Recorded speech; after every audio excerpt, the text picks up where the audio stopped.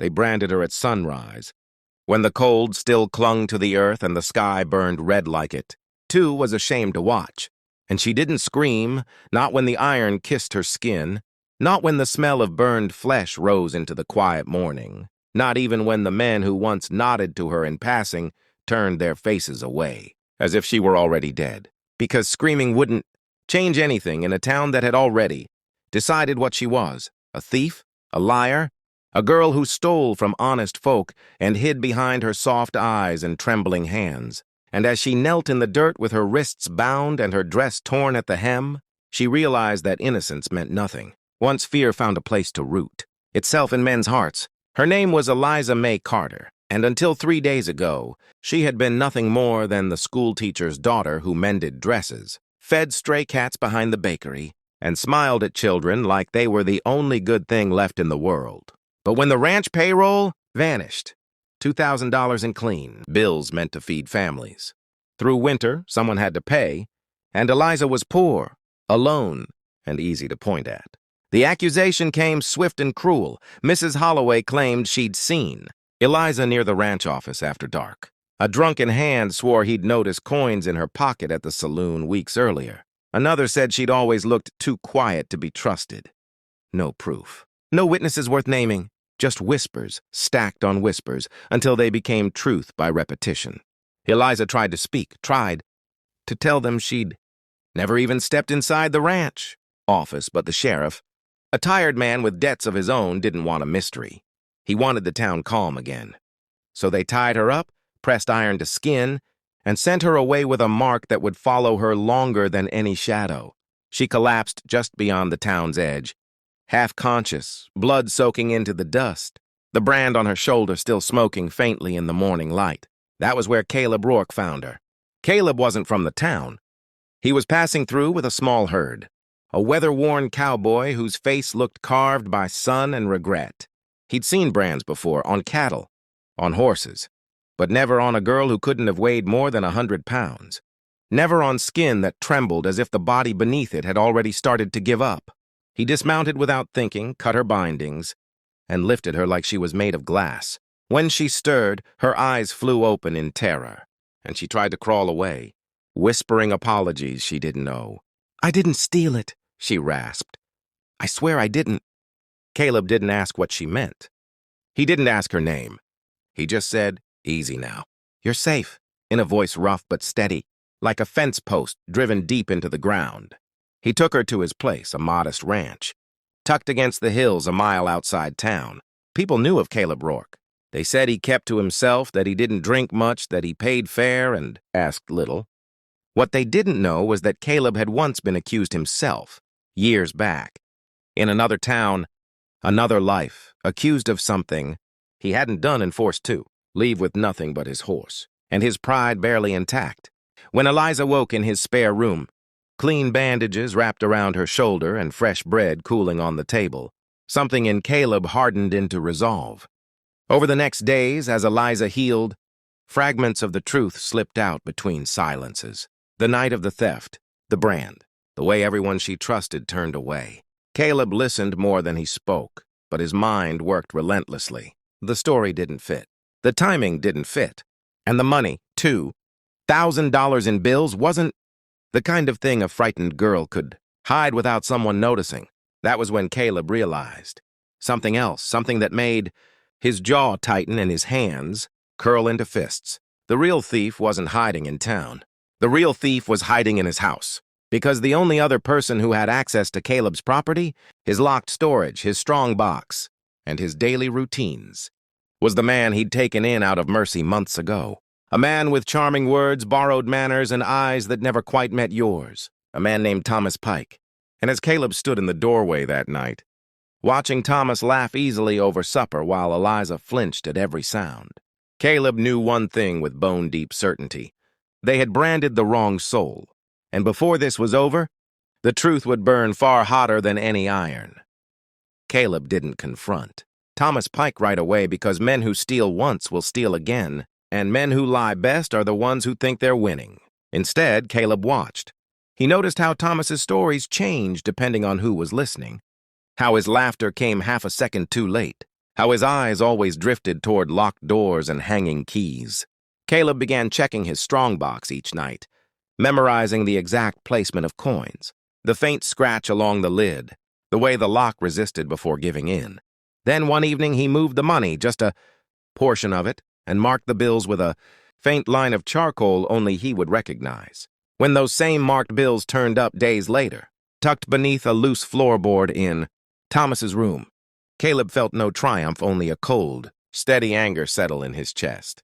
Eliza was washing dishes when he came to her, his voice low, controlled, telling her gently that he believed her now, that he had believed her from the start, and that the man responsible was closer than either of them had wanted to admit. Eliza's hands began to shake so badly she had to grip the table to stay upright, not from fear, but from the crushing weight of being believed too late by the world, though not by the one man who mattered. The plan was dangerous because truth often is. Caleb rode into town the next morning and spoke, loudly, too loudly, about selling off part of his herd, about keeping his money at home until the deal was done. He made sure the right ears heard.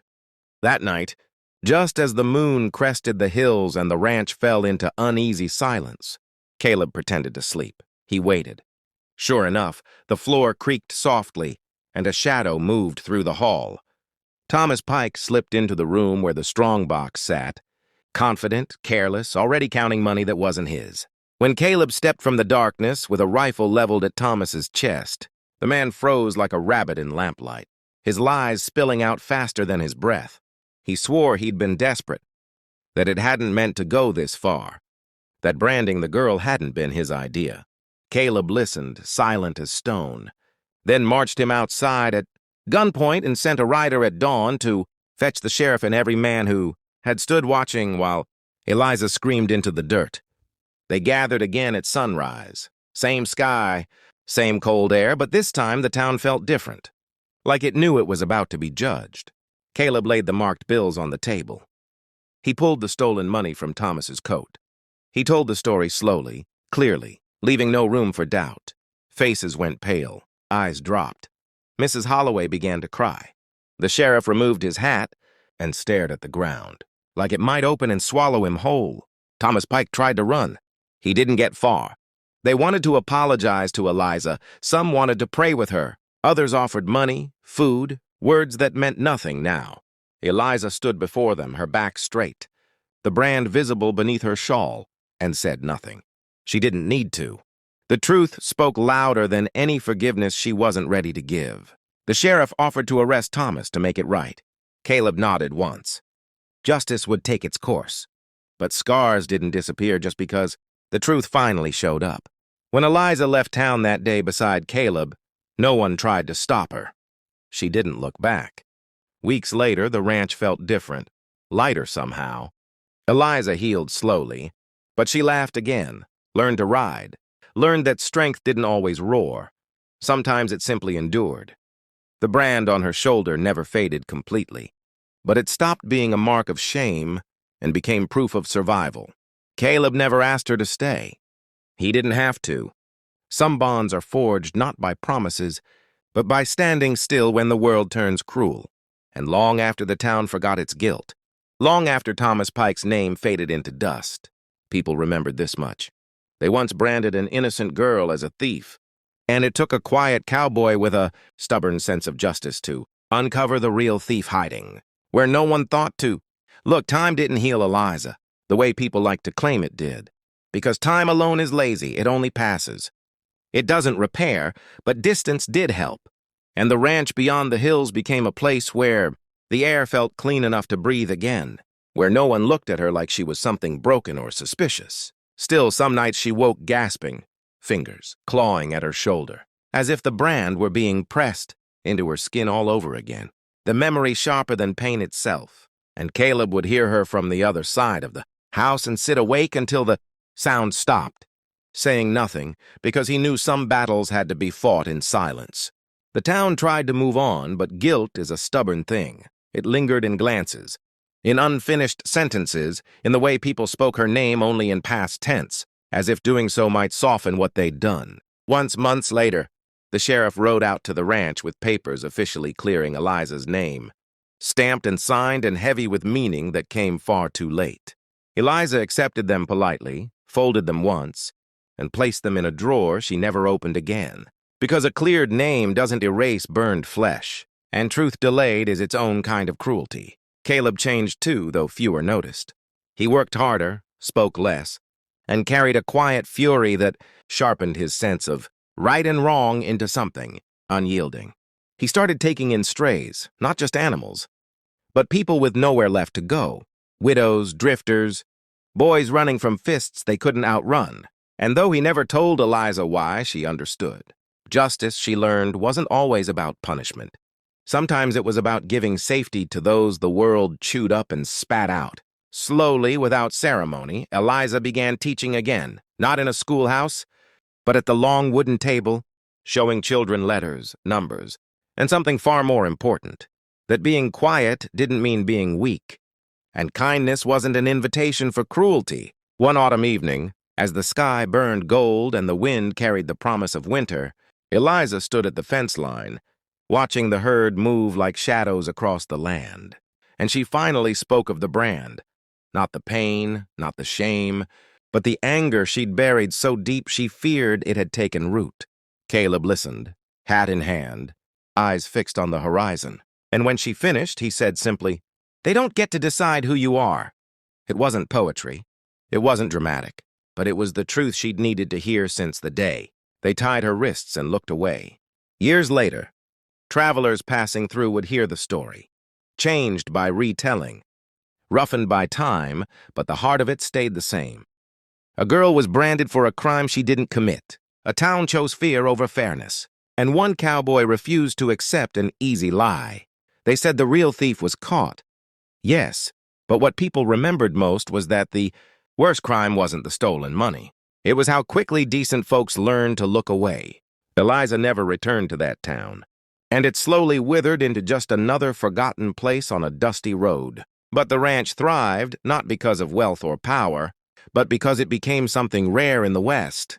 A place where truth mattered more than rumor, and where mercy didn't have to beg for permission. And if you ever saw a woman riding beside a quiet cowboy, her posture straight, her eyes steady, the faint mark of fire still visible on her shoulder, you'd know this much for certain. They had tried to brand her as a thief, but all they really did was forge someone the world could no longer break. The past didn't ride in loud or angry. It came quiet, the way real consequences always do. On a gray morning when the frost still clung to the grass and the ranch was wrapped in that deep, uneasy silence that meant something was coming. Eliza was hanging laundry when she saw the rider crest the hill, slow and uncertain, his horse thin. His shoulders bowed as if the weight he carried wasn't in his saddlebags, but in his chest. Caleb watched from the porch, hand resting lightly near his sidearm, not out of fear but habit, because some instincts never leave you. When the rider drew close enough for his face to be seen, Eliza felt the breath leave her body, not because she recognized him at first, but because she recognized the look in his eyes. Shame, regret, the kind that doesn't ask for forgiveness, because it knows it hasn't earned it. It was one of the men from the town. He dismounted awkwardly, hat clenched in trembling hands, and for a long moment he couldn't speak. When he finally did, his voice cracked like dry wood under pressure. He said the town was dying, not just in business or numbers, but in spirit. People had turned on one another after the truth came out. Suspicion replacing trust, fear feeding on guilt. He said some nights he still heard her screams in his dreams, still smelled the burned flesh, still saw how easy it had been to look away. He hadn't come to ask forgiveness, he said. He'd come to ask what it meant to do right, after you'd already done something unforgivable. Eliza listened. She didn't interrupt. When he finished, she lifted her shoulder slightly, letting the brand catch the light. "It means," she said calmly, "you stop being quiet when it's easier to stay that way." That was all. No comfort, no absolution. The man nodded, tears slipping down his face, and left lighter than he arrived. Though not forgiven, only awakened. Caleb watched him ride away and understood then that Eliza had become something the world hadn't expected. Not just a survivor, but a measure of truth others would be forced to stand against. Word spread, not fast but deep. People began coming to the ranch for advice, for shelter, for a chance to start over somewhere rumor couldn't reach as easily. Eliza's lessons grew from a handful of children to dozens, her quiet strength shaping young minds before fear could harden them. She taught them to ask questions, to wait for proof, to remember that mobs are loud because they're unsure. Caleb built more rooms, more fences, more places for broken things to land safely. And though he never called it anything grand, the ranch became known as a place where lies didn't last long. Years passed. Seasons turned. The brand faded but never vanished. One evening, as the sun dipped low and painted the land gold, Eliza stood beside Caleb at the fence line, watching children laugh in the yard, and she realized something that surprised her. She was no longer angry. The fire that once burned inside her had cooled into something steadier, stronger, purpose. They hadn't broken her. They hadn't even defined her. In trying to destroy her, they had revealed themselves, and in doing so, given her a voice that could never again be silenced. Somewhere far away, the town that had branded her became nothing more than a stop people, passed through without slowing down, remembered only in fragments of a story told around campfires. A warning, a lesson, a shame, but the story didn't end there because stories like this never really do. They move on, carried by those who choose to remember, carried by those who decide, when the moment comes, not to look away. And if you listen closely, you can still hear it in the wind across the plains. They once branded her as a thief. But in the end, she became the truth they could never outrun.